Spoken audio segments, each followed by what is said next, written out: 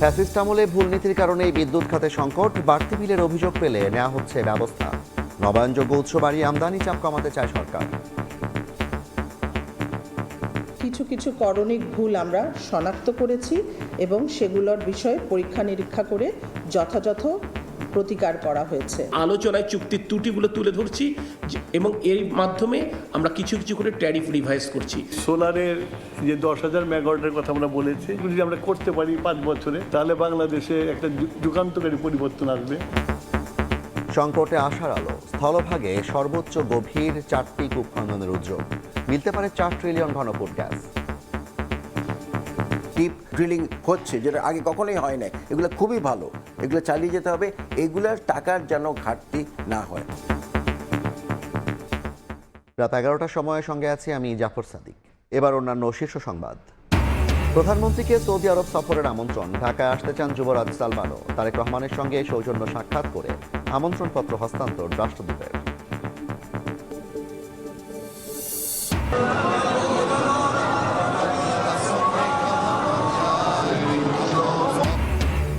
শেষ বিদায়ে ভালোবাসায় শিখত Ayatollah Khamenei.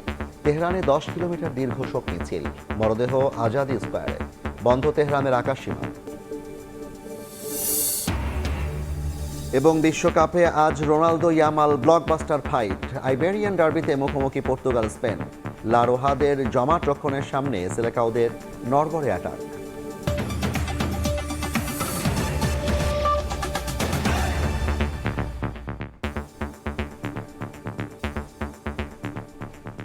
বিদ্যুতের ভুতুরে বিলের কিছু ক্ষেত্রে করণিক ভুল পাওয়ার কথা স্বীকার করেছেন সচিব। অভিযোগ পেলেই ব্যবস্থা নেওয়া হচ্ছে বলে জানান তিনি। এদিকে বিদ্যুৎ খাতের সংকটের জন্য আওয়ামী লীগ আমলের ভুল নীতিকে দায়ী করে প্রতিমন্ত্রী জানান, আগের চুক্তিগুলো পর্যালোচনা করছে সরকার। অস্বাভাবিক বিদ্যুৎ বিল, ঢাকার বাইরে লোডশেডিং সহ গ্রাহক ভোগান্তির নানা অভিযোগ সামনে আসছে গত কয়েকদিন ধরে। এমন পরিস্থিতিতে সোমবার গণমাধ্যমের মুখোমুখি বিদ্যুৎ খাতের নীতি নির্ধারকরা। ব্রিফিংয়ে সচিব জানান, অতিরিক্ত বিলের অভিযোগ গুরুত্ব দিয়ে পর্যালোচনা করছে বিদ্যুৎ বিভাগ। শুধুমাত্র মিটারের ত্রুটি বা কোনো ভুতুরে বিল না, নতুন ট্যারিফ এর জন্য কিছুটা দায়ী বলে আমরা মনে করছি। কিছু কিছু করণিক ভুল আমরা শনাক্ত করেছি এবং সেগুলোর বিষয়ে পরীক্ষা নিরীক্ষা করে যথাযথ প্রতিকার করা হয়েছে। বিদ্যুৎ ও জ্বালানি প্রতিমন্ত্রী বলেন, আওয়ামী লীগ আমলের ভুল নীতির কারণে বিদ্যুৎ খাতে সংকট। রাষ্ট্র যখন একটি চুক্তি করে, সভরেন এগ্রিমেন্ট, এখানে আপনার অনেকগুলো সীমাবদ্ধতা আছে। এগুলো বলা যত সহজ, কার্যকর করা ততটা সহজ না। আমরা তাদের সাথে আলোচনা করছি এবং আলোচনায় চুক্তির ত্রুটিগুলো তুলে ধরছি এবং এর মাধ্যমে আমরা কিছু কিছু করে ট্যারিফ রিভাইজ করছি। এদিকে রাজধানীতে আরেক আলোচনায় বিদ্যুৎ ও জ্বালানি মন্ত্রী বলেন, আমদানি নির্ভরতা কমাতে নবায়নযোগ্য উৎসে গুরুত্ব দিচ্ছে সরকার। সোলারের যে 10,000 মেগাওয়াটের কথা আমরা বলেছি, যেভাবে আমার কাছে ইনভেস্টাররা আসতেছে তাতে মনে হয় এটা পসিবল। আর এই 10,000 মেগাওয়াট যদি আমরা করতে পারি 5 বছরে, তাহলে বাংলাদেশে একটা যুগান্তকারী পরিবর্তন আসবে। নীতি নির্ধারকরা বলছেন, গ্রাম শহর লোডশেডিং বৈষম্য কমাতে সচেষ্ট রয়েছে বিদ্যুৎ বিভাগ। ফারুক ভিয়া, রবিন, সময় সংবাদ, ঢাকা। প্রধানমন্ত্রী তারেক রহমানকে সৌদি আরব সফরের আমন্ত্রণ জানিয়েছেন দেশটির যুবরাজ। নিজেও বাংলাদেশ সফরের আগ্রহ প্রকাশ করেছেন মোহাম্মদ বিন সালমান। সকালে সচিবালয়ে প্রধানমন্ত্রীর সঙ্গে সৌদি রাষ্ট্রদূতের সৌজন্য সাক্ষাতের পর এ তথ্য জানান পররাষ্ট্র উপদেষ্টা হুমায়ুন কবির। সরকার গঠনের পর প্রথম বিদেশ সফরে গত মাসে মালয়েশিয়া ও চীনে যান প্রধানমন্ত্রী তারেক রহমান। এবার বন্ধু প্রতিম দেশ সৌদি আরব সফরের আমন্ত্রণ জানানো হলো সরকার প্রধানকে। সোমবার সকালে সচিবালয়ের মন্ত্রিপরিষদ বিভাগে প্রধানমন্ত্রী তারেক রহমানের সঙ্গে সৌজন্য সাক্ষাৎ করেন ঢাকায় নিযুক্ত সৌদি রাষ্ট্রদূত ডক্টর আবদুল্লাহ জাফর এইচ বিন আবিয়া। এ সময় সৌদি যুবরাজ মোহাম্মদ বিন সালমান আল সৌদের একটি চিঠি প্রধানমন্ত্রীর হাতে তুলে দেন তিনি। প্রধানমন্ত্রীর উপদেষ্টা হুমায়ুন কবির জানান, বাংলাদেশ সফরের আগ্রহ জানিয়ে প্রধানমন্ত্রীকে সৌদি আরব সফরের আমন্ত্রণ জানিয়েছেন দেশটির যুবরাজ মোহাম্মদ বিন Salman. His Excellency Mohammed bin Salman is also very much interested to visit Bangladesh at a convenient time. His Highness the Crown Prince of Saudi Arabia and extended an invitation from His Highness the Crown Prince to our Honorable Prime Minister Tariq Rahman to visit the Kingdom of Saudi Arabia. এছাড়া প্রধানমন্ত্রী তারেক রহমানের সঙ্গে সৌজন্য সাক্ষাৎ করেন international agency for prevention of blindness IAPB এর প্রধান নির্বাহী কর্মকর্তা পিটার হল্যান্ড। স্বাস্থ্য প্রতিমন্ত্রী জানান, গ্রামীণ এলাকার শিশুদের চোখের জটিলতার চিকিৎসায় সরকারের নেওয়া পদক্ষেপে IAPB এর সহযোগিতা চাওয়া হয়েছে। মুরসালিন হক জুনায়েদ, সময় সংবাদ, ঢাকা। জুলাই সনদ বাস্তবায়নের দাবিতে এনসিপির পদযাত্রা শুরু হয়েছে। পুশকিন বন্ধে আন্তর্জাতিক মহলের দৃষ্টি আকর্ষণে পদক্ষেপ নেওয়ার আহ্বান জানান নেতারা। বিকেলে গাজীপুরের কালীগঞ্জ উপজেলা সদরের প্রধান সড়কে এই জুলাই পদযাত্রা হয়। পদযাত্রাটি শহরের গুরুত্বপূর্ণ সড়ক প্রদক্ষিণ শেষে এক সংক্ষিপ্ত সমাবেশ করা হয়। এ সময় নেতারা জুলাই গণ অভ্যুত্থানের চেতনাকে ধারণ করে জুলাই সনদ বাস্তবায়ন, সীমান্ত হত্যা বন্ধ এবং নতুন বাংলাদেশ বিনির্মাণের প্রত্যয় ব্যক্ত করেন। পাশাপাশি ফ্যাসিবাদের দোসরদের ষড়যন্ত্র নিয়ে সজাগ থাকার আহ্বান জানান এনসিপির কেন্দ্রীয় নেতারা। Thai Aluminium. The better is now the best. রাত 11টার সময় আরও থাকছে।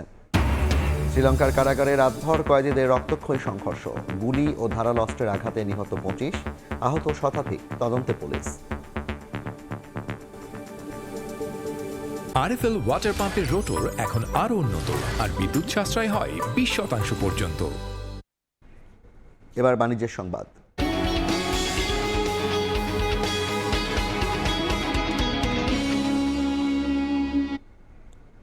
ন্যায্য মূল্য নিশ্চিতে জাপান, চীন, অস্ট্রেলিয়া ও যুক্তরাজ্য সহ কয়েকটি দেশে আম রপ্তানি করতে চায় সরকার। এ নিয়ে সংশ্লিষ্ট দেশগুলোর সঙ্গে আলোচনা চলছে। কৃষিমন্ত্রী জানিয়েছেন, চীনে পরীক্ষামূলক কাঁঠাল পাঠানো হয়েছে।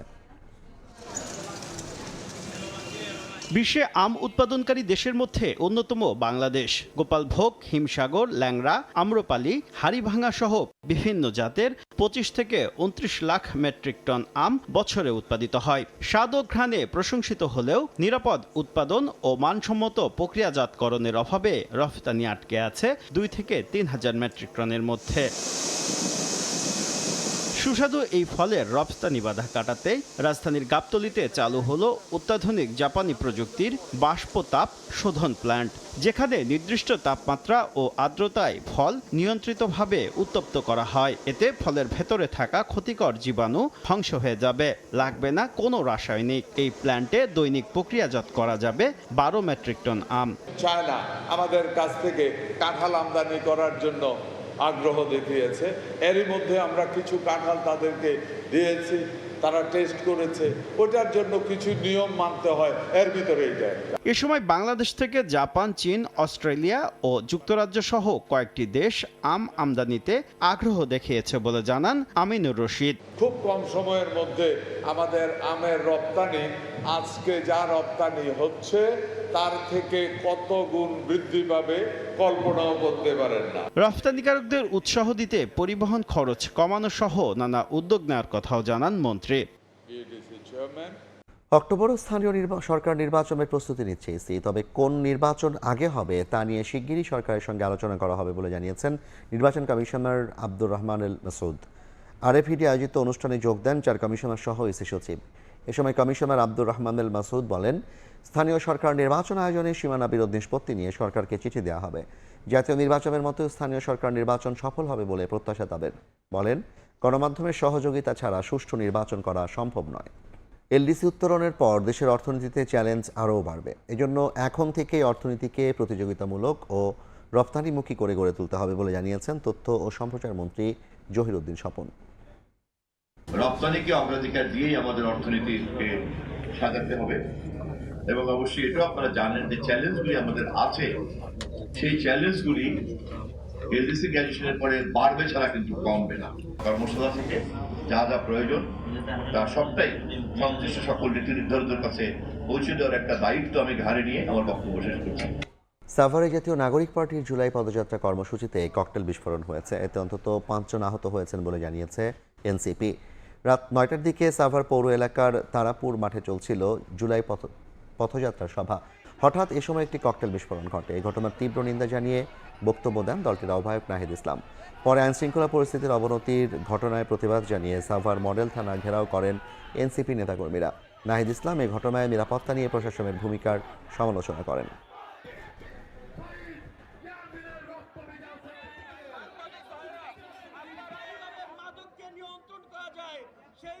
এখান থেকে আমাদের কয়েকজন একজন ভাই গুরুতর আহত হয়েছে। আমরা এর বিচার চাই। যদি দ্রুত সময়ের মধ্যে এই তদন্ত এবং বিচার নিশ্চিত না করা হয়, তাহলে এখানকার স্থানীয় প্রশাসন এবং এমপি তাকে জবাবদিহিতার আওতায় আমরা ইনশাআল্লাহ। তিতাস ৩১-এর পর স্থলভাগে আরও ৩টি গভীর অনুসন্ধান কূপ খনন করতে যাচ্ছে জ্বালানি বিভাগ। এসব কূপ খনন হবে কুমিল্লার বাখরাবাদ, শ্রীকাইল ও পাবনার মোবারকপুরে। ধারণা করা হচ্ছে 4 কূপে প্রায় 4 ট্রিলিয়ন ঘনফুট গ্যাসের সম্ভাব্য মজুদ রয়েছে। সংকটের মধ্যে গভীর কূপ খনন কার্যক্রমকে আশার আলো হিসেবে দেখছেন বিশেষজ্ঞরা। ফারুক ভূঁইয়া রবিনের একটি রিপোর্ট। জ্বালানি সংকটের মধ্যে সম্ভাবনার হাতছানি। গ্যাসের খোঁজে চলছে গভীর অনুসন্ধান কার্যক্রম, যেখানে খনন কাজ চলবে মাটি থেকে ৫,৬০০ মিটার গভীর পর্যন্ত। আরই মহাযজ্ঞ তিতাস গ্যাস ক্ষেত্রের ৩১ নম্বর কূপে, যেখানে থাকতে পারে 2 ট্রিলিয়ন ঘনফুট গ্যাসের মজুদ। দেশে স্থলভাগে এই তিতাস গ্যাস ক্ষেত্রে চলছে সবচেয়ে গভীরতায় গিয়ে অনুসন্ধান কার্যক্রম, যা জ্বালানি খাতের জন্য নতুন সূচনা হিসেবে দেখা হচ্ছে। নীতি নির্ধারকরা বলছেন, একই পদ্ধতিতে একই গভীরতায় গিয়ে দেশে আরো কয়েকটি কূপ খননের লক্ষ্য ঠিক করা হয়েছে, যার মধ্য দিয়ে নতুন সম্ভাবনার আশায় জ্বালানি বিভাগ। প্রকল্প সংশ্লিষ্টরা জানাচ্ছেন, তিতাস ৩১ কূপ খননের পর একই রিগ বা খনন যন্ত্র যাবে কুমিল্লার বাখরাবাদে। সেখানে খনন কাজ চলবে ৪,৩৬০ মিটার গভীরতায়। এরপর কুমিল্লার শ্রীকাইল ও পাবনার মোবারকপুরে কূপ খনন চলবে ৬,০০০ মিটার গভীরতায়। জ্বালানি সিকিউরিটি এনশিওর করতে গেলে আপনাকে এই এক্সপ্লোরেশনে যেতেই হবে। পুরোপুরি আমদানি নির্ভর হয়ে থাকলে এরকম যুদ্ধ পরিস্থিতিতে কি হতে পারে, এটা আমরা এবার লক্ষ্য করেছি। জ্বালানি সংকটের মধ্যে গভীর অনুসন্ধান কূপ খনন কার্যক্রমকে আশার আলো হিসেবে দেখছেন বিশেষজ্ঞরা। তবে এক্ষেত্রে সতর্ক থাকতে হবে কারিগরি নানা চ্যালেঞ্জের বিষয়ে। হাই প্রেশার জোনে ড্রিলিং করাটা খুব ডিফিকাল্ট, এবং আমাদের দেশে এখন পর্যন্ত হাই প্রেশার জোন ক্রস করে কোনো ড্রিলিং কিন্তু হয়নি। ডিপ ড্রিলিং হচ্ছে, যেটা আগে কখনোই হয় না। এগুলো খুবই ভালো, এগুলো চালিয়ে যেতে হবে। এগুলার টাকার যেন ঘাটতি না হয়। দেশে সাধারণত কূপ খনন হয়ে থাকে 2,500 থেকে 4,000 মিটার গভীর পর্যন্ত। ফারুক ভূঁইয়া, রবিন, সময় সংবাদ, ঢাকা। শনিবারের মধ্যে সব ক্লিনিকে বাধ্যতামূলক ডেলিভারি রুম চালু করতে হবে, না হলে লাইসেন্স বাতিল করা হবে বলে জানিয়েছেন স্বাস্থ্যমন্ত্রী সরদার মোহাম্মদ সাখাওয়াত হোসেন। সকালে বিজয়নগরে বাংলাদেশ মিড ওয়াইফারি সোসাইটির কর্মশালায় মন্ত্রী বলেন, আগামীতে 1 লাখ স্বাস্থ্যকর্মী নিয়োগ দেওয়া হবে, যার অধিকাংশ হবে মিড ওয়াইফারি কর্মী। এর মধ্যে আমরা ইনস্ট্রাকশন দিয়েছি, আগামী শনিবারের মধ্যে বাংলাদেশের সকল ক্লিনিকগুলিতে লেবার রুম প্রতিষ্ঠিত করতে হবে। যারা না করবে তাদের লাইসেন্স বাতিল করে দেব এবং সেই ক্লিনিক বন্ধ করে দেব। প্রতিটা জায়গায় মিডওয়াইফারদের চাকরির ব্যবস্থা করতে হবে, not for job but for services to the nation. আমরা যদি আমাদের মায়েদের স্বাস্থ্য, বাচ্চাদের স্বাস্থ্যের উন্নতি না ঘটাতে পারি, আমরা দেশের উন্নতি করতে পারবো না। সার্ক পুনরুজ্জীবিত করতে ইতিবাচক সব সদস্য রাষ্ট্র, এই সদিচ্ছাকে এখন বাস্তবে রূপ দেওয়ার সময় এসেছে বলে মন্তব্য করেছেন পররাষ্ট্র প্রতিমন্ত্রী শামা ওবায়েদ।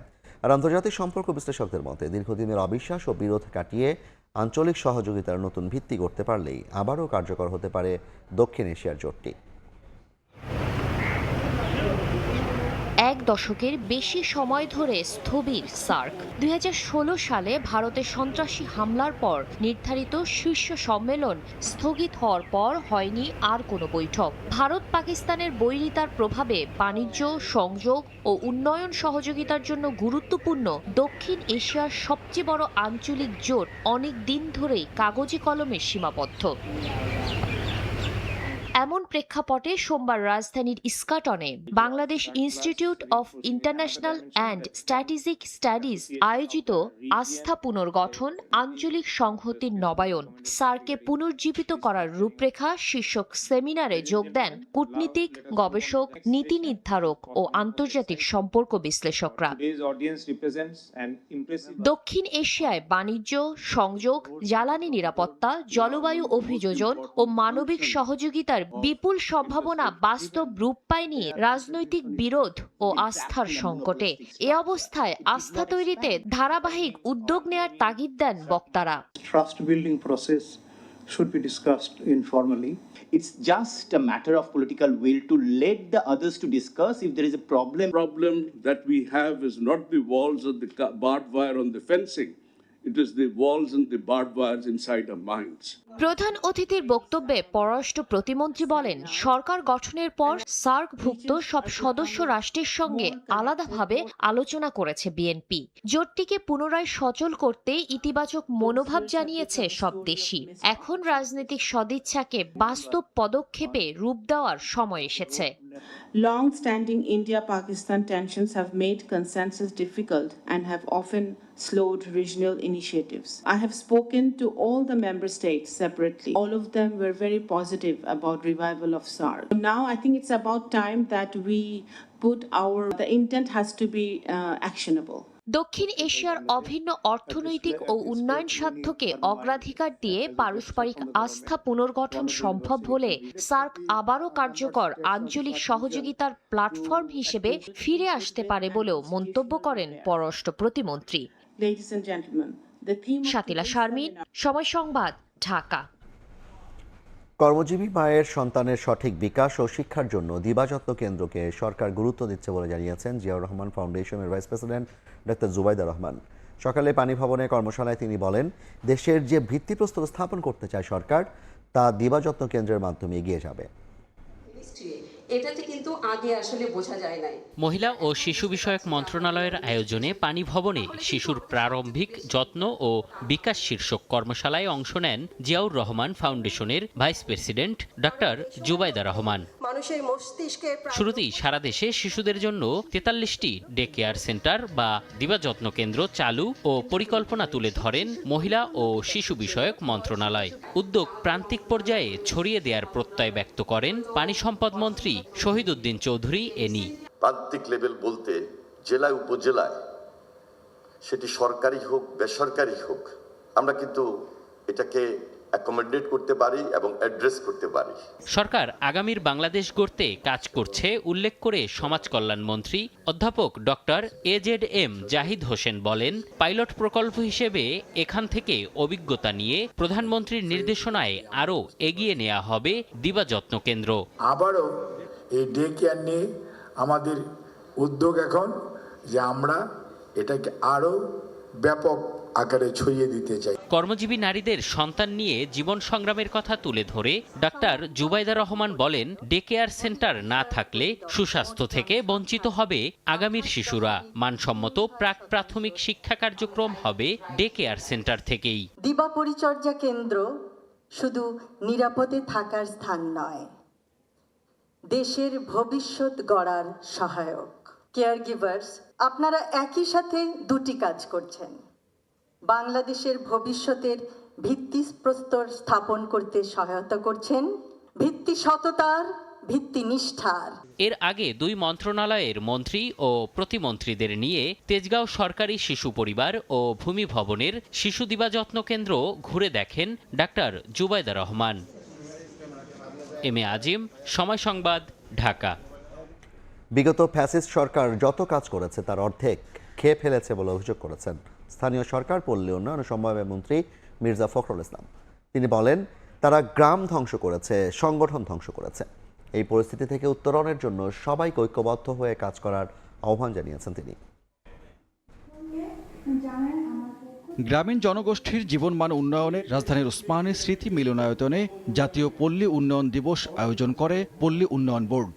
এবারের প্রতিপাদ্য উন্নত পল্লী সমৃদ্ধ দেশ, সবার আগে বাংলাদেশ। আয়োজনে সারা দেশে সমবায় ভিত্তিতে উৎপাদিত পণ্যের বেশ কয়েকটি স্টল ঘুরে দেখেন স্থানীয় সরকার, পল্লী উন্নয়ন ও সমবায় মন্ত্রী ও প্রতিমন্ত্রী। দিবসটির আলোচনায় অংশ নিয়ে স্থানীয় সরকার, পল্লী উন্নয়ন ও সমবায় প্রতিমন্ত্রী মীর শাহে আলম বলেন, সরকার পল্লী উন্নয়নের লক্ষ্যেই নারীদের ফ্যামিলি কার্ড ও কৃষকদের কৃষক কার্ড দিচ্ছে। এই অর্থ বছরে বিএনপি সরকার 43,000 কৃষকের হাতে কৃষক কার্ড এবং অর্থ তুলে দেবে। স্বাস্থ্য, শিক্ষা, কর্মসংস্থান, খেলাধুলা, অর্থনীতিকে চাঙ্গা করবার যে কর্মসূচি বর্তমান সরকারের, এই কর্মসূচিগুলোতে আপনাদেরকে আগের মতো আবার ফিরে যেতে হবে। স্থানীয় সরকার, পল্লী উন্নয়ন ও সমবায় মন্ত্রী মির্জা ফখরুল ইসলাম আলমগীর বলেন, বিগত সরকারের আমলে ব্যাপক লুটপাট হয়েছে। উন্নত দেশ গড়তে সবাইকে ঐক্যবদ্ধ হয়ে কাজ করার আহ্বান জানান তিনি। গ্রাম বলুন, প্রতিষ্ঠান বলুন, সবগুলোকে ধ্বংস করে দিয়েছে। আমাদের ফ্যাসিস্ট সরকার আমাদের প্রতিষ্ঠানগুলোকে ভেঙে দিয়েছে, বিশ্বাসগুলোকে ভেঙে দিয়েছে, আমাদের আস্থাগুলোকে ভেঙে দিয়েছে। এগুলোকে আবার নতুন করে গড়ে তোলার চেষ্টা করছি আমরা। এদিকে সিরডাপ মিলনায়তনে আলোচনা সভায় মির্জা ফখরুল ইসলাম আলমগীর বলেন, নির্বাচনী প্রতিশ্রুতি অনুযায়ী পল্লী উন্নয়নে কাজ করছে সরকার। পল্লী উন্নয়ন বর্তমান সরকারের অন্যতম প্রধান agenda. The government of Bangladesh has taken series of programs which will benefit rural people as a whole. Some of these key programs are agriculture support, full debt waivers for smallholder farmers with outstanding agriculture loans up to Taka 10,000, benefiting over 1.2 million farmers.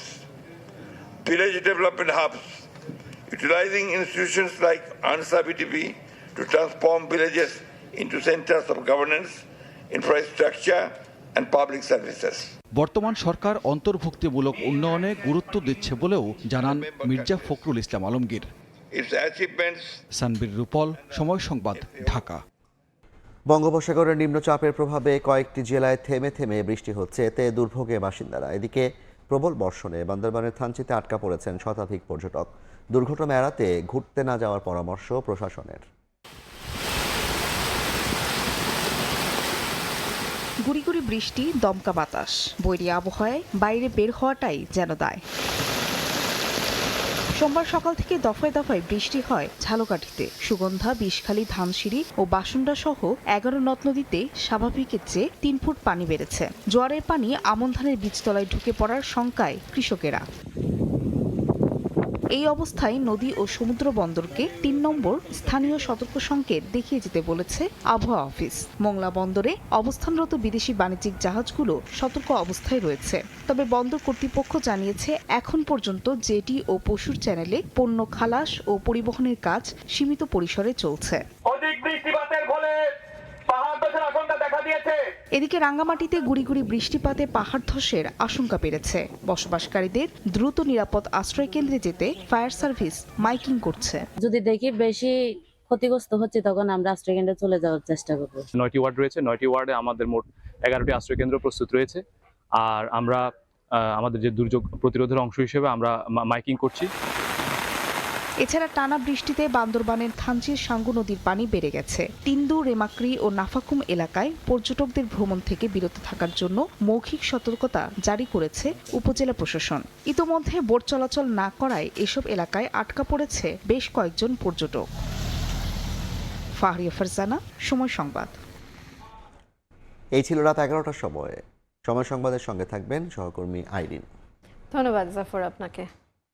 এদিকে Portugal স্পেনের মধ্যকার বিশ্বকাপের blockbuster match দেখতে এই মুহূর্তে রাজধানীর টিএসসিতে জমা হয়েছেন সমর্থকরা। সেখানে আছেন সহকর্মী তামিম হোসেন, সরাসরি যাব তার কাছে। তামিম, কেমন দেখছেন সমর্থকদের উন্মাদনা, উল্লাস? আসলে সবচেয়ে বড় ম্যাচ কিছুক্ষণ পরই অনুষ্ঠিত হবে এবং একই সঙ্গে আসলে বলা যায় যে আসলে এবারের বিশ্বকাপের সবচেয়ে বড় ম্যাচটা অনুষ্ঠিত হতে যাচ্ছে এবং রোনালদো, যার জন্য আসলে বাংলাদেশের অধিকাংশ মানুষের যে ভালোবাসা, সেই ভালোবাসার মানুষটা কিছুক্ষণ পরই আসলে মাঠে নামবেন এবং সেখানেই আসলে বোঝা যাবে যে আসলে রোনালদোর যে বিশ্বকাপ যাত্রাটা সেটা কি এখানেই শেষ হয়ে যায় নাকি এই পথটা আরও লম্বা হয়। কিন্তু আমরা যদি বলি যে আসলে প্রতিপক্ষ স্পেন এবারের আসরের হট ফেভারিট এবং তারা বিশ্বকাপের অন্যতম দাবিদার এবং তারা আসলে তাদের যে বিশ্বকাপ জয়ের স্বপ্নটা সেটা কিন্তু পূরণ করতে সর্বোচ্চটা উজাড় করে দেবে এবং লামিন ইয়ামাল এবং নিকো উইলিয়ামসরা, রদ্রি, পেদ্রি তারা কিন্তু আসলে সর্বোচ্চ চেষ্টা করবেন তাদের যেই বিশ্বকাপ জয়ের স্বপ্নের যে পথের প্রথম এই বাধাটা পেরিয়ে সেই পথে এগিয়ে যেতে। তবে রোনালদোর পর্তুগালও কিন্তু আসলে যেহেতু রোনালদোর শেষ বিশ্বকাপ, সেক্ষেত্রে কিন্তু তারা চাইবে আর আসলে সর্বোচ্চটা উজাড় করে ম্যাচটা বের করে নিতে। তবে যদি আমি এখন টিএসসির কথা বলি, গতকাল ব্রাজিল হারার পরে স্বাভাবিকভাবেই বাংলাদেশের ফ্যানদের সংখ্যাটা কিছুটা কমেছে, কিন্তু তারপরও যারা ব্রাজিলকে ভালোবাসেন তাদের অধিকাংশই আসলে পর্তুগালের প্রতি আলাদা একটা ভালোবাসা আছে এবং আমরা দেখছি যত সময় গড়াচ্ছে, টিএসসি আবারও দর্শকদের যেই প্রাণবন্ত সেটা ফিরে আসছে এবং দর্শকরা কিন্তু ধীরে ধীরে আসলে টিএসসিতে আসছেন এবং তারা আসলে খেলা উপভোগ করার জন্য প্রস্তুতি নিচ্ছেন।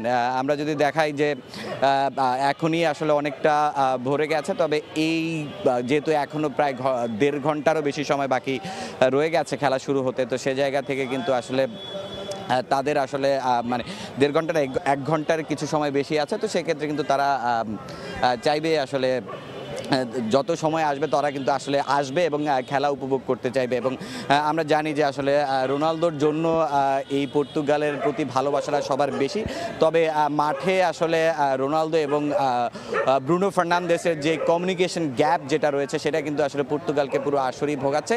তবে আজকের ম্যাচে সমর্থকরা বিশ্বাস করেন যে পুরো একটা দল হয়ে খেলবেন এবং সবচেয়ে ইম্পর্টেন্ট যেটা হবে আসলে পর্তুগালের জন্য রক্ষণটা, কারণ লামিন ইয়ামাল বা নিকো উইলিয়ামস বা রদ্রি পেদ্রি তারা কিন্তু একটু অ্যাটাকিং ফুটবল খেলতে পছন্দ করেন এবং তারা কিন্তু আসলে গোল বের করে নিতে চাইবেন। তো সেই জায়গা থেকে নুনো মেন্ডিসদের আসলে অনেক বেশি দায়িত্ব পালন করতে হবে, বেইগাদের অনেক দায়িত্ব পালন করতে হবে এবং আসলে রোনালদোর দিকে তো আসলে সবার একটা আলাদা নজর থাকবেই অবশ্যই। সেই জায়গা থেকে রোনালদোর কাছেও আজকে প্রত্যাশাটা অনেক বেশি, কারণ গতকালকেই যদি রোনালদোর যেই সংবাদ সম্মেলন ছিল সেখানে কিন্তু আসলে রোনালদো এক প্রকার তিনি কিন্তু বলেই দিয়েছেন যে আসলে এবারের বিশ্বকাপটাই তার জন্য শেষ, তবে আন্তর্জাতিক ফুটবলটা এখনও তার হয়তো বা আরও 2-1 ম্যাচ তিনি খেলতে পারেন। আর যদি বিশ্বকাপ জয়টা হয়ে যায় সেক্ষেত্রে কিন্তু আসলে রোনালদো নিশ্চয়ই আসলে বিশ্বকাপের পরই যদি তার যে স্বপ্ন দ্য গ্রেটেস্ট শো অন আর্থের যেই শিরোপাটা উঁচিয়ে ধরার যে স্বপ্ন সেটা যদি পূরণ হয় সেক্ষেত্রে তো আসলে তার জন্য অনেক বড় একটা পাওয়া হবে। তবে এই ম্যাচটা কিন্তু আসলে পুরো টুর্নামেন্টে রোনালদোর বাকি যে ম্যাচগুলো আছে বা বিশ্বকাপের যে ম্যাচগুলোতে আছে পর্তুগাল কেমন করবে তার প্রমাণটা কিন্তু এই ম্যাচই মিলবে এবং পর্তুগাল কিন্তু আসলে চাইবে এই কঠিন বাধাটা পেরিয়ে সামনের যে পথটা ওইটা সহজ করতে। এখন দেখার বিষয় আসলে রোনালদো হাত ধরে আসলে শক্তিশালী স্পেনকে হারাতে পারে কিনা। তো টিএসসি থেকে বাংলাদেশের ফ্যানদের স্পেন এবং পর্তুগাল ম্যাচ নিয়ে বাংলাদেশি ফ্যানদের উন্মাদনা নিয়ে এই ছিল আমার কাছে সর্বশেষ তথ্য। আমরা সরাসরি যুক্ত ছিলাম টিএসসি থেকে। ভোগান্তি কমিয়ে আর্থিক সেবায় গতি আনতে সব শ্রেণীর মানুষকে ডিজিটাইজেশনের আওতায় আনা হবে বলে জানিয়েছেন অর্থমন্ত্রী আমির খসরু মাহমুদ চৌধুরী। শেয়ার বাজার, ইন্স্যুরেন্স সহ প্রতিটি ক্ষেত্রে দুর্নীতি ও অপব্যবহার ঠেকাতে ডিজিটাইজেশন ব্যবস্থা বাস্তবায়নের তাগিদ দেন মন্ত্রী। সকালে সচিবালয়ে আর্থিক প্রতিষ্ঠান বিভাগ আয়োজিত ইনোভেশন শোকেসিং অনুষ্ঠানে এ কথা বলেন আমির খসরু। অনুষ্ঠানে 5টি ক্যাটাগরিতে শ্রেষ্ঠ উদ্ভাবনী প্রতিষ্ঠানকে পুরস্কার তুলে দেন অর্থমন্ত্রী।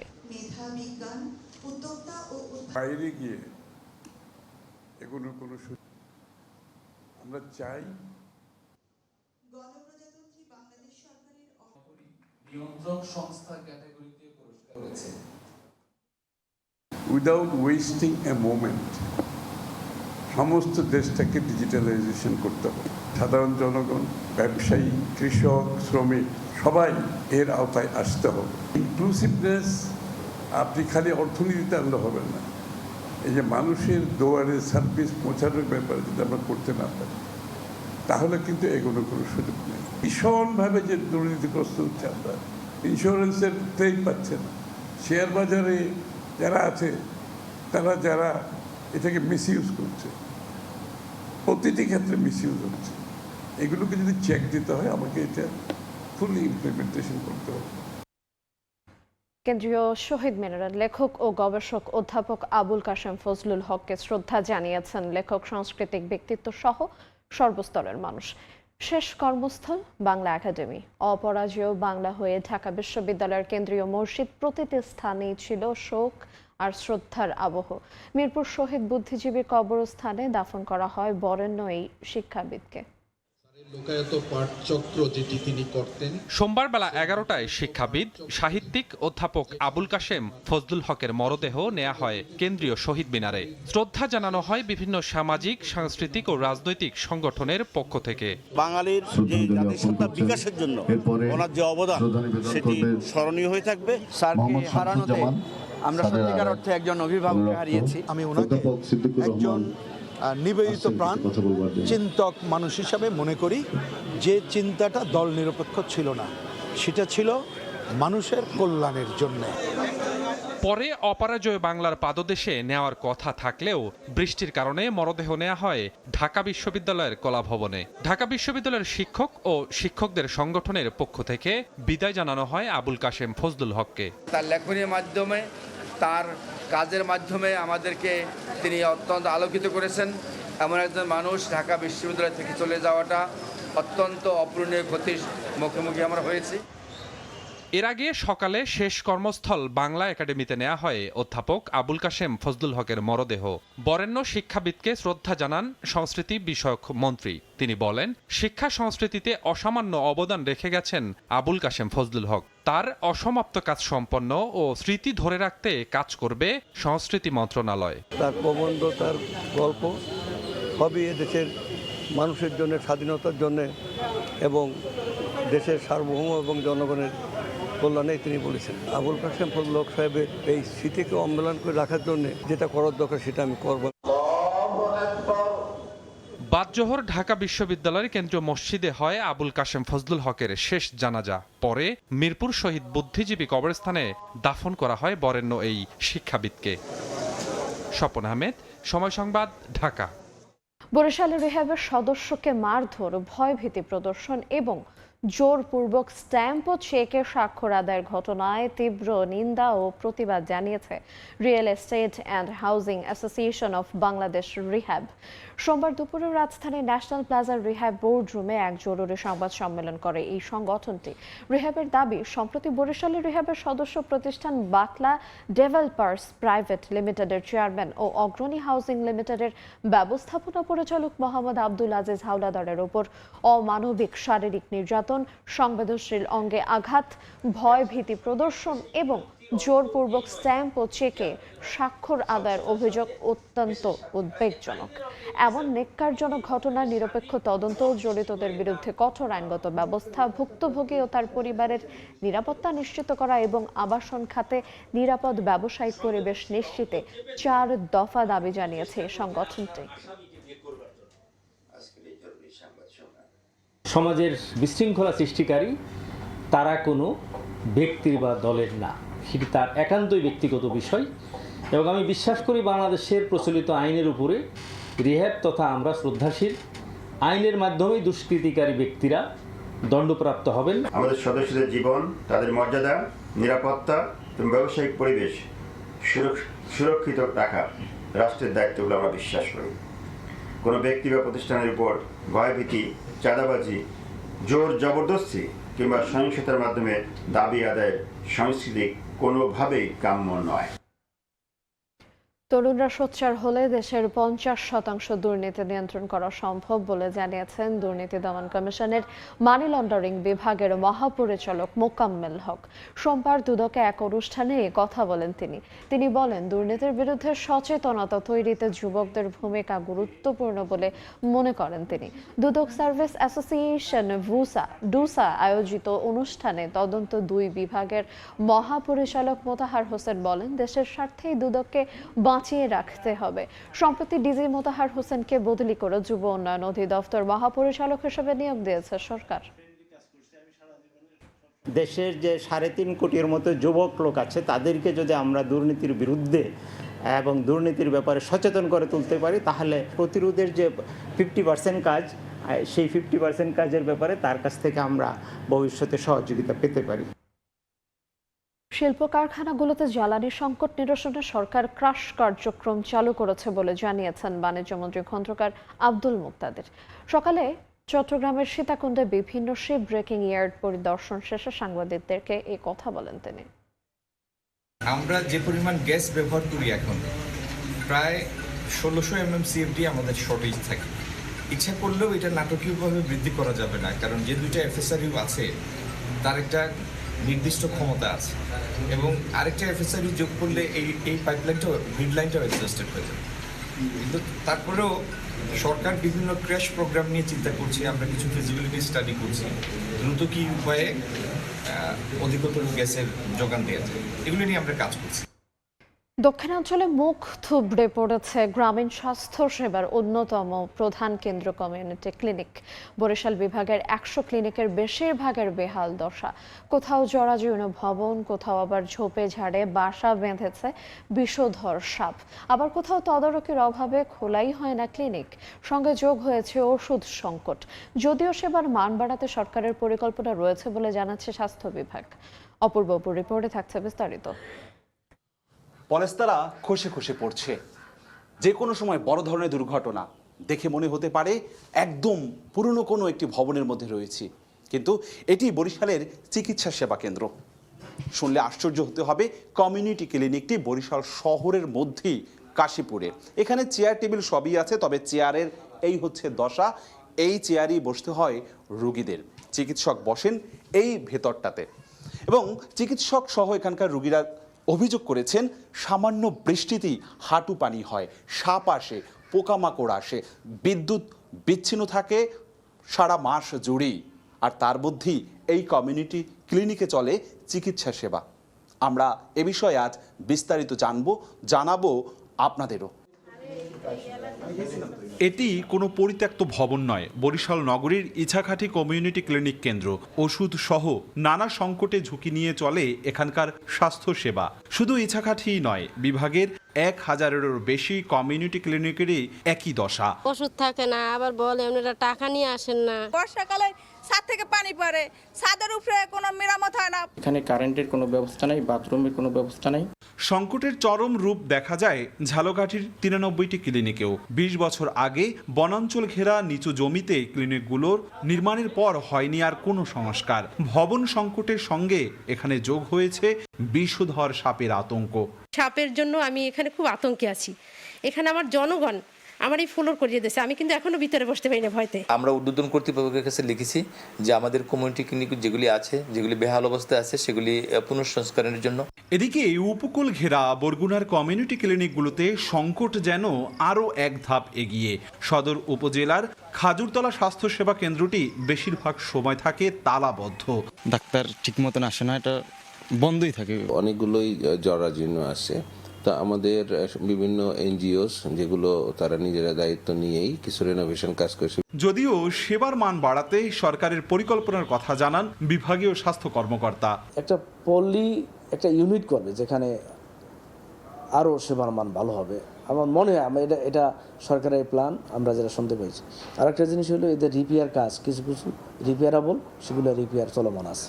স্বাস্থ্য বিভাগের তথ্য মতে বরিশাল বিভাগে কমিউনিটি ক্লিনিকের সংখ্যা 1117টি, যার বড় অংশই ব্যবহারের অনুপযোগী হলেও সরকারি নথিতে প্রায় সবগুলোই সচল। অপূর্ব অপু, সময় সংবাদ, বরিশাল। বৈরী আবহাওয়ায় উত্তাল বঙ্গোপসাগর। ঢেউয়ের তোড়ে গভীর সমুদ্রে টিকতে না পেরে উপকূলে নোঙর করেছে শত শত মাছ ধরার ট্রলার। ফলে টানা 4 দিন ধরে সমুদ্রে যেতে পারেননি জেলেরা। জীবিকার তাগিদে ঝুঁকি নিয়ে যারা গেছেন তারাও ফিরছেন প্রায় খালি হাতে। একের পর এক সরকারি নিষেধাজ্ঞা আর প্রাকৃতিক দুর্যোগে দিশেহারা উপকূলের হাজারো জেলে পরিবার। বিস্তারিত জানাচ্ছেন শিকদার জাবির হোসেন, ক্যামেরায় ছিলেন তৌকিব পেদা।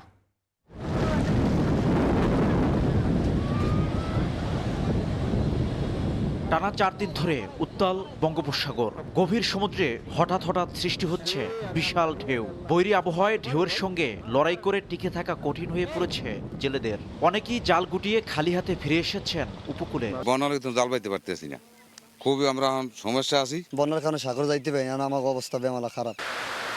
58 দিনের নিষেধাজ্ঞা শেষে গত 12 জুন থেকে সমুদ্রে মাছ ধরা শুরু হলেও স্বস্তি ফেরেনি জেলেদের জীবনে। 1 মাস পার না হতেই বঙ্গোপসাগরে শুরু হয় বৈরী আবহাওয়া। ধার দেনা করে সংসার চালাতে গিয়ে অনেক পরিবার এখন চরম আর্থিক সংকটে পড়েছে। মৎস্য কর্মকর্তা বলছেন, আবহাওয়া অনুকূলে এলে পর্যাপ্ত মাছ পাবেন জেলেরা।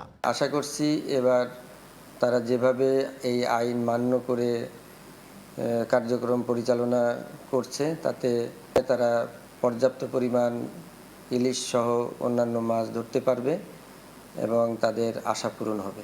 মাইলিশ সংরক্ষণ, জাটকা রক্ষা এবং সামুদ্রিক মাছের প্রজনন বৃদ্ধির জন্য সরকারের বিভিন্ন নিষেধাজ্ঞার ফলে মাছ শিকার বন্ধ রাখতে হয়। এছাড়াও প্রাকৃতিক দুর্যোগ সহ বিভিন্ন কারণে বছরে প্রায় 250 থেকে 270 দিন মাছ ধরা বন্ধ থাকে পটুয়াখালীর উপকূলে। একদিকে সরকারি নিষেধাজ্ঞা, অন্যদিকে প্রাকৃতিক দুর্যোগ, সব মিলিয়ে জীবিকার চরম অনিশ্চয়তায় উপকূলের হাজার হাজার জেলে পরিবার। শিকদার জাবির হোসেন, সময় সংবাদ, পটুয়াখালী। বরগুনার তালতলীতে পায়রা নদীর ভাঙনে বিলীন হচ্ছে বেড়ি বাঁধ, ফসলি জমি ও ঘর বাড়ি। এতে আতঙ্কিত স্থানীয় বাসিন্দারা। স্থায়ী বেড়ি বাঁধ নির্মাণের দাবি তাদের। পানি উন্নয়ন বোর্ড বলছে টেকসই বেড়ি বাঁধ নির্মাণের জন্য প্রকল্প অনুমোদনের অপেক্ষায় আছে। রুবেল হোসেনের ছবিতে সাইফুল মিরাজের রিপোর্ট।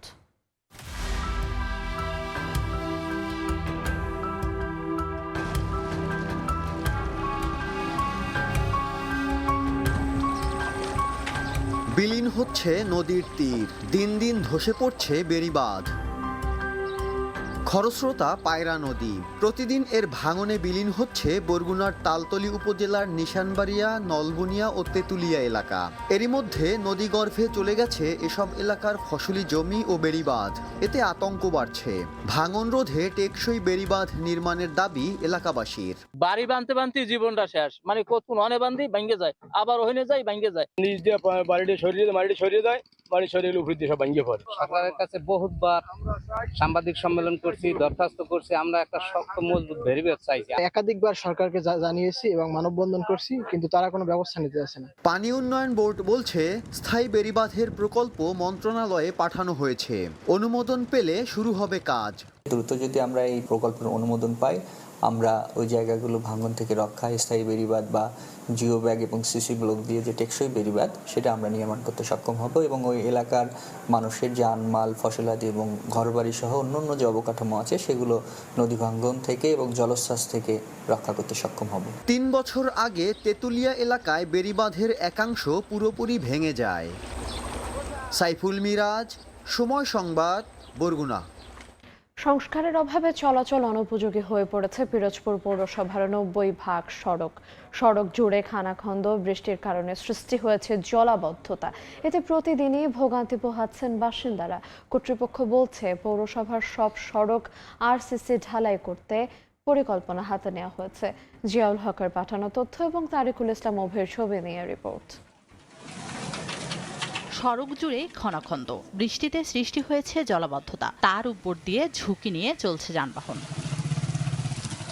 দীর্ঘদিন সংস্কারের অভাবে বেহাল দশা পিরোজপুর পৌরসভার বেশিরভাগ সড়কের। এলাকাবাসীর অভিযোগ, পৌর এলাকায় প্রায় 90% সড়কেরই একই অবস্থা। প্রথম শ্রেণীর পৌরসভা হলেও যোগাযোগ অবকাঠামো দুর্বল হয় প্রতিদিন ভোগান্তি পোহাতে হয় তাদের। শুষ্ক মৌসুমে ধুলা ও বর্ষা মৌসুমে জলাবদ্ধতায় সড়কে চলাচল করাই কষ্টসাধ্য হয়ে পড়ে। পাশাপাশি প্রায়ই ঘটছে দুর্ঘটনা। শিগগিরই রাস্তা সংস্কার চান বাসিন্দারা। রাস্তা একার আগা করা ভাঙ্গা, ধাক্কা পড়িয়ে দেওয়ার কায়দা। একটু বৃষ্টি হলেই রাস্তাঘাটে কাদায় ভরে যায়। এটা কোনো শহরের পৌরসভার যে রাস্তা তাই মনে হয় না, মনে হয় যেন কোনো গ্রামের রাস্তা আমরা হাঁটতেছি। একটা রোগী নিয়ে যাইতে পারতেছি না, একটা বাচ্চা নিয়ে যাইতে পারতেছি না স্কুলে, বিভিন্ন সমস্যা। প্রতিদিন ঋণের ঝামেলা হয়, তারপরে ওই গিয়ে চাকায় ঝামেলা হয়, ঋণ টাল হয়ে যায়। কর্তৃপক্ষ বলছে পৌরসভার সব সড়ক আরসিসি ঢালাইয়ের প্রয়োজন। এজন্য পরিকল্পনা হাতে নেওয়ার কথা জানান সংশ্লিষ্ট কর্মকর্তা। আমাদের সিসি অথবা বিসি রাস্তাকে আরসিসিতে উন্নীতকরণ করার আমরা প্রয়োজনীয় পদক্ষেপ নিচ্ছি। অনেকগুলো রাস্তার লিস্ট করেছে এবং এই রাস্তাগুলো যদি আমরা বরাদ্দ পাই, এই জায়গার জনগণ, আমাদের পৌরবাসী, ওনাদের দুর্দশা লাঘব হবে। পিরোজপুর পৌরসভায় মোট 350 কিলোমিটার সড়ক রয়েছে। এর মধ্যে কাঁচা সড়ক অন্তত 40 কিলোমিটার। সময় সংবাদ, পিরোজপুর। ইরানের প্রয়াত সর্বোচ্চ নেতা আয়াতুল্লাহ আলী খামেনির শেষ বিদায় ঘিরে তেহরানে চলছে রাষ্ট্রীয় শোক মিছিল। 10 কিলোমিটার দীর্ঘ শোকযাত্রা শেষে সর্বসাধারণের শ্রদ্ধার জন্য মরদেহ রাখা হবে আজাদি স্কয়ারে। সেখানে আরেক দফা জানাজা অনুষ্ঠিত হবে। নিরাপত্তা নিশ্চিতে সাময়িকভাবে বন্ধ রাখা হয়েছে তেহরানের আকাশসীমা। শোকের জনসমুদ্রে পরিণত হয়েছে ইরানের রাজধানী তেহরান। প্রয়াত সর্বোচ্চ নেতা আয়াতুল্লাহ আলী খামেনিকে শেষ বিদায় জানাতে রাজপথে নেমেছেন লাখো মানুষ। কান্না, প্রার্থনা আর স্লোগানে প্রকম্পিত ইরানে চলছে ইতিহাসের অন্যতম বৃহৎ রাষ্ট্রীয় শোকযাত্রা। শেষ বিদায়ের আনুষ্ঠানিকতায় সোমবার আবারও তেহরানের রাজপথে মানুষের ঢল নামে। রাষ্ট্রীয় মর্যাদায় খোলা ট্রাকে করে বহন করা হয় আয়াতুল্লাহ আলী খামেনি ও তার পরিবারের সদস্যদের কফিন। রাজধানীর ইমাম হোসেইন স্কয়ার থেকে আজাদি স্কয়ারের উদ্দেশ্যে শুরু হওয়া শোকযাত্রায় জাতীয় পতাকা, ব্যানার ও খামেনির প্রতিকৃতি হাতে অংশ নেন ইরানিরা। প্রিয় নেতাকে বিদায় জানাতে এসে কান্নায় ভেঙে পড়েন অনেকে। কেউ কেউ কফিনবাহী ট্রাকের কাছে গিয়ে শেষ শ্রদ্ধা জানানোর চেষ্টা করেন। গ্রীষ্মের তীব্র গরমে শোকাহত মানুষের স্বস্তির জন্য ভিড়ের উপর পানি ছিটাতে দেখা যায় স্বেচ্ছাসেবীদের। কর্তৃপক্ষ জানিয়েছে 10 কিলোমিটার দীর্ঘ এই শোকযাত্রা তেহরানের প্রধান সড়ক অতিক্রম করবে। আজাদি স্কোয়ারে সর্বসাধারণের শ্রদ্ধা শেষে মরদেহ নেওয়া হবে মেহরাবাদ আন্তর্জাতিক বিমানবন্দরে।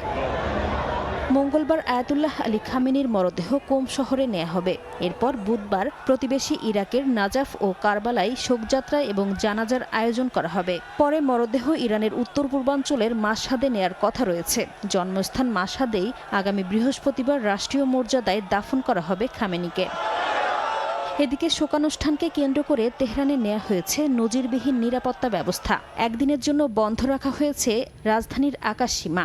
একই সঙ্গে মেহরাবাদ আন্তর্জাতিক বিমানবন্দর এবং ইমাম খোমেনি আন্তর্জাতিক বিমানবন্দরে নিয়মিত সব ফ্লাইট সাময়িকভাবে স্থগিত রাখা হয়েছে।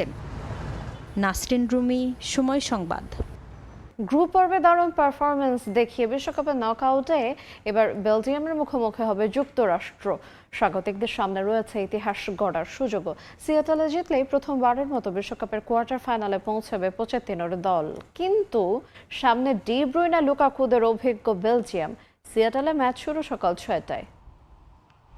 স্বাগতিকদের গর্জন নাকি ইউরোপের অভিজ্ঞতার জয়? সিয়াটলের লুমেন ফিল্ডে সেই উত্তর মিলবে যুক্তরাষ্ট্র বেলজিয়াম মহারণে। গ্রুপ চ্যাম্পিয়ন হয়ে শেষ 16 ওঠা যুক্তরাষ্ট্র এরই মধ্যে প্যারাগুয়ে, অস্ট্রেলিয়া ও বসনিয়া হার্জেগোভিনাকে হারিয়ে দেখিয়েছে তারা শুধু আয়োজক হিসেবে নয়, শিরোপার লড়াইয়েও থাকতে চায়। শেষ গ্রুপ ম্যাচে তুরস্কের কাছে হারলেও আত্মবিশ্বাসে কোনো ঘাটতি হয়নি মরিসিও পোচেত্তিনোর শিষ্যদের।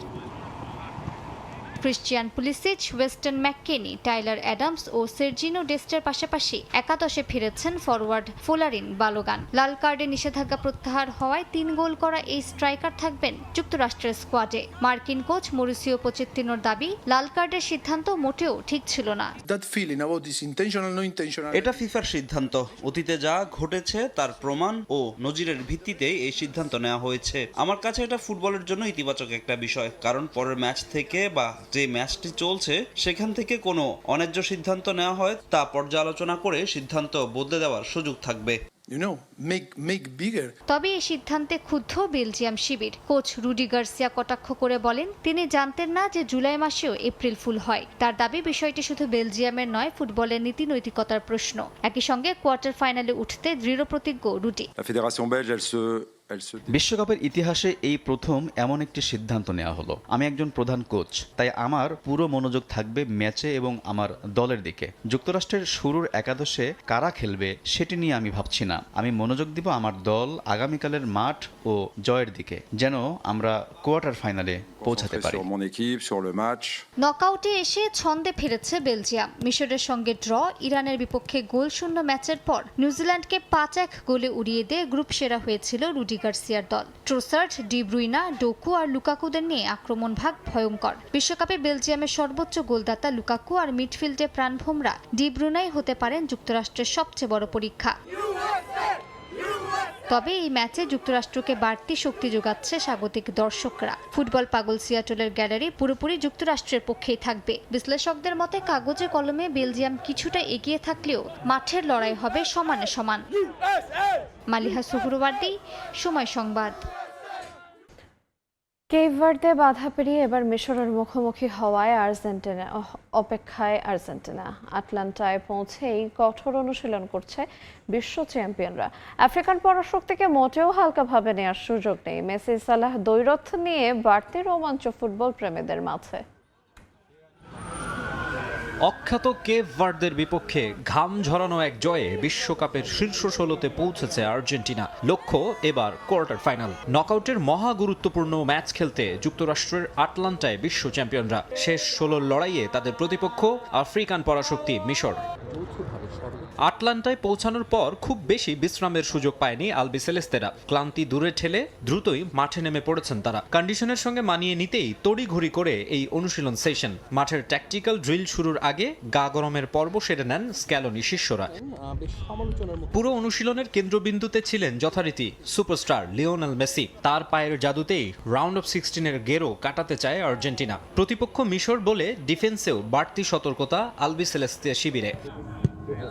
পরিসংখ্যান বা শক্তিতে আর্জেন্টিনা এগিয়ে থাকলেও মিশরকে হালকাভাবে নেয়ার ভুল করবে না চ্যাম্পিয়নরা। রক্ষণে দেয়াল তুলে গতিময় কাউন্টার অ্যাটাকে যে কোনো প্রতিপক্ষকে ভড়কে দেওয়ার সামর্থ্য আছে ফারাওদের।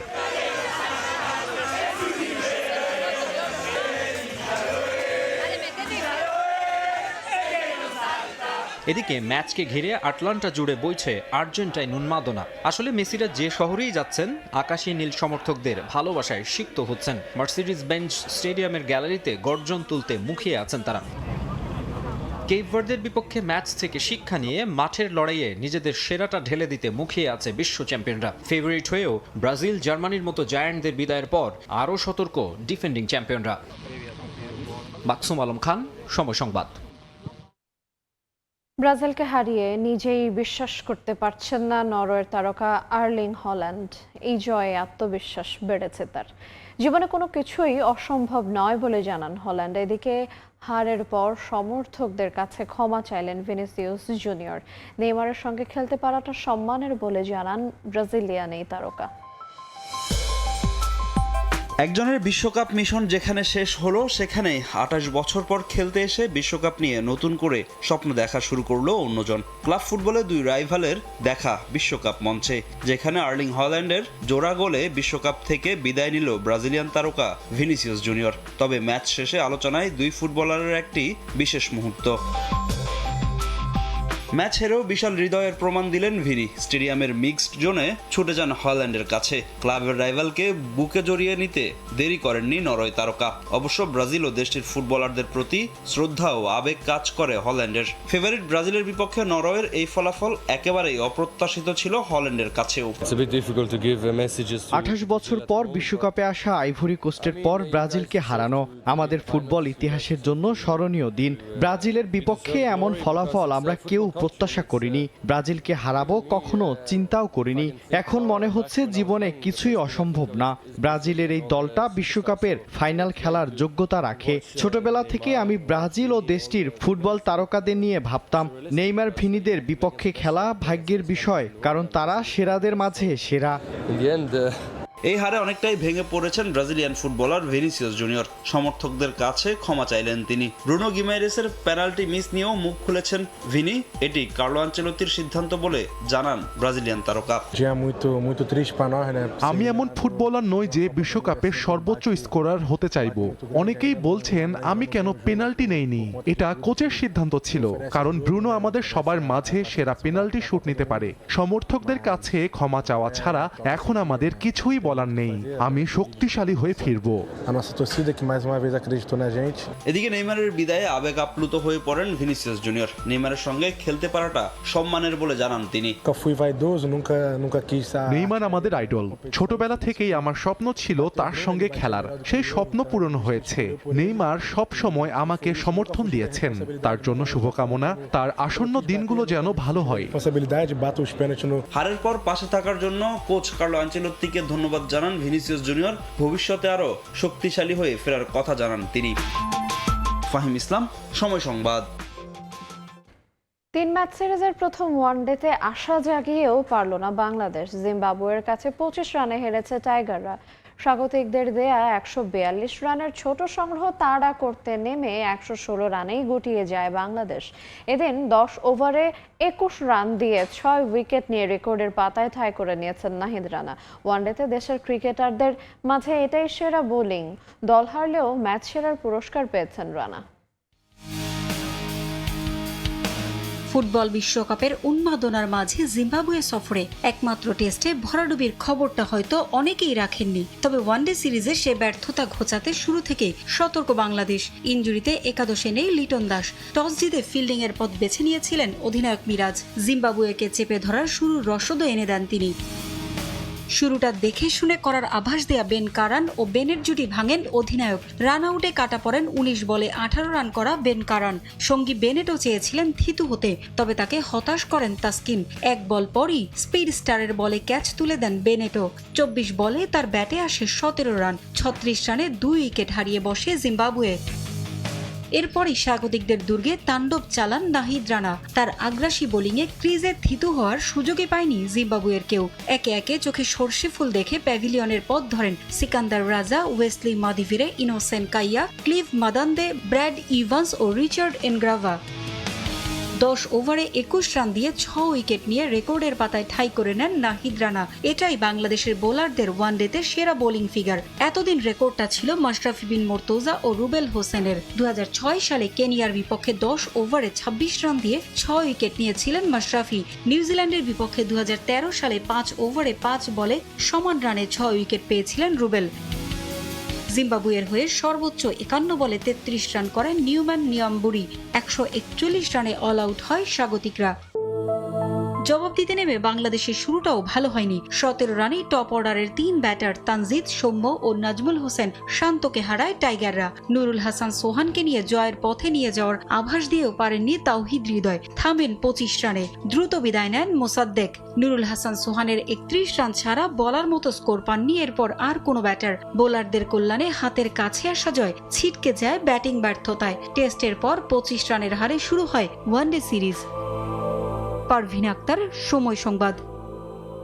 হারারেতে রেকর্ড ভেঙে নাহিদ রানার ইতিহাস ভাঙলেন ২০ বছর পুরনো মাশরাফি ও রুবেলের রেকর্ড। জিম্বাবুয়ের বিপক্ষে ৬ উইকেটে শিকার এই পেসারের তুলেছেন ওয়ানডে ক্যারিয়ারের ষষ্ঠ ফাইফার। হাতছানি দিচ্ছে আরও একটি রেকর্ড, তবে ব্যাটারদের ব্যর্থতায় ভেস্তে গেল রানার দিন। সাদা হোক কিংবা রঙিন, রং বদলালেও বদলায় না নাহিদ রানার গতির ঝড়। অন্তত পাকিস্তানের রিজওয়ান, অস্ট্রেলিয়ার জশ ইংলিশ কিংবা কিউই ব্যাটাররাও সেটা টের পেয়েছেন হারে হারে। এবার সেই ঝড়ের সাক্ষী জিম্বাবুয়ে। নাহিদ ফেরালেন ২০ বছর পুরনো রেকর্ড, কিন্তু ব্যাটারদের ব্যর্থতায় দিনটা রাঙাতে পারলেন না এই পেসার। হারারেতে ৭ ওভারে লম্বা স্পেলের শুরু ২ ওভারে ঝড় তুলেও উইকেট শূন্য ছিলেন নাহিদ। খরচ ৫ রান, তবে আক্ষেপ দীর্ঘ হয়নি। তৃতীয় ওভারের প্রথম বলেই সিকান্দার রাজা পরাস্ত হন নাহিদের পেসে। ক্যাচ তুলেন উইকেটের পেছনে। পরের শিকার ওয়েসলি মাদেভেরে। গতি আর বাউন্সে পরাস্ত হয়ে ক্যাচ তুলেন স্লিপে। বিপদ আঁচ করতে পারলেও সামলানোর সুযোগ পায়নি স্বাগতিকরা। তাতেই সহজ ক্যাচ তুলে মাদান্দে ফিরেছেন নাহিদের পঞ্চম ওভারে। নিজের ষষ্ঠ ওভারে নাহিদ ছিলেন আরও ভয়ঙ্কর। শিকার জোড়া উইকেট। গতির ঝড়ে প্রথমে ফেরান ইনোসেন্ট কাইয়াকে। এরপর ৪ বলের ব্যবধানে ব্র্যাড ইভান্সকে ফিরিয়ে নাহিদ তুলেছেন ১৩ ওয়ানডের ক্যারিয়ারে তৃতীয় ফাইফার, যা দেশের পেসারদের মধ্যে দ্বিতীয় সর্বোচ্চ। রেকর্ড ৬টি নিয়ে শীর্ষে মুস্তাফিজ। সবশেষ রিচার্ড এনগ্রাভাকে শিকার করে ষষ্ঠ উইকেট শিকার। ১০ ওভারে খরচ মোটে ২১, মেইডেন ২টি। এটাই এখন টাইগারদের ওয়ানডে সেরা বোলিং ফিগার। এতদিন রেকর্ডটি ছিল মাশরাফি ও রুবেলের। ২০০৬ সালে কেনিয়ার বিপক্ষে ১০ ওভারে ২৬ রান দিয়ে ৬ উইকেট পেয়েছিলেন মাশরাফি। আর ২০১৩ সালে নিউজিল্যান্ডের বিপক্ষে ৫.৫ ওভারে সমান রানে ৬ উইকেট পান রুবেল। তবে এমন পারফরমেন্সেও দিনটা রাঙাতে পারেননি রানা। তার ম্যাজিকে মাত্র ১৪২ রানের লক্ষ্য পেয়েও টাইগার সমর্থকদের হতাশ করেন শান্ত মিরাজরা। মাত্র ১১৭ রানেই থামে দলের চাকা। রাফি আমিন, সময় সংবাদ। এ পর্যায়ে শীর্ষ সংবাদগুলো জানিয়ে দেব আর একবার। ফ্যাসিস্ট আমলে ভুল নীতির কারণে বিদ্যুৎ খাতে সংকট বাড়তে বিলের অভিযোগ পেলে নেওয়া হচ্ছে ব্যবস্থা। নবায়নযোগ্য উৎস বাড়িয়ে আমদানি চাপ কমাতে চায় সরকার। সাভারে এনসিপির জুলাই পদযাত্রায় ককটেল বিস্ফোরণ, প্রশাসনের ব্যর্থতাকে দুষলেন নাহিদ ইসলাম। সংসদে গণরায় বাস্তবায়নের তাগিদ, ঐক্য অটুট রাখায় জোর। এবং প্রধানমন্ত্রীকে সৌদি আরব সফরের আমন্ত্রণ, ঢাকায় আসতে চান যুবরাজ সালমানও। তারেক রহমানের সঙ্গে সৌজন্য সাক্ষাৎ করে আমন্ত্রণপত্র হস্তান্তর রাষ্ট্রদূতের।